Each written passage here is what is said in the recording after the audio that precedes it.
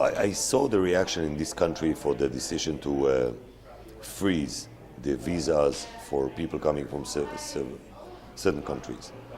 You are so afraid of using profiling.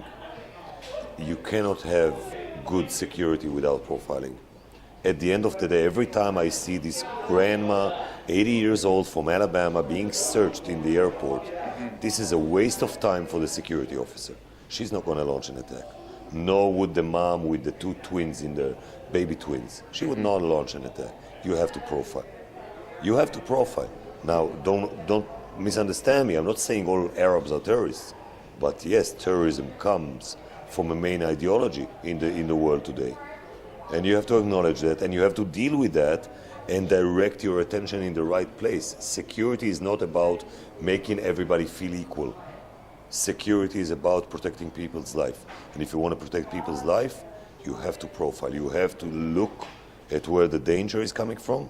Sometimes, yes, innocent people will be harassed without, being guilty of anything, but that's the price of it.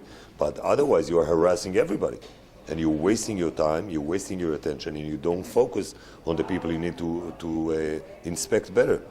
Under the Obama administration, there were special privileges given to religiously dressed Muslims, that women cannot be frisked, they don't have to remove their headscarves, that religiously or culturally dressed Muslims don't have to go through the same scanning as everyone else does. This was under Obama. Do you feel that ought to be changed?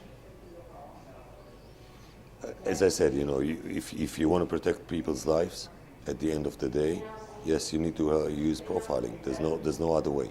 If your attention is spread all across the board, and you're giving the same amount of attention to this mom traveling with her babies and this grandma, which is 80 years old, you will never have enough attention that would be focused in the right place. At the end of the day, you need to focus on people who pose greater risk. Yeah, and some innocent people would feel uncomfortable, and that's the price they would pay. But today, everybody feels uncomfortable. Going through an American airport is not a pleasant experience to anyone.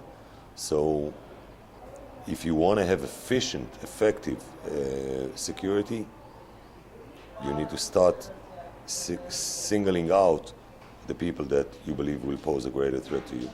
And similarly, do you feel that the idea of immigration is also something that ought to take into consideration the backgrounds? Every country has a right to decide on its immigration policy. I don't think there's any country that would allow just anyone to go in. Every country has its policy. Every country decides who gets to go in, who's not, and it's fair.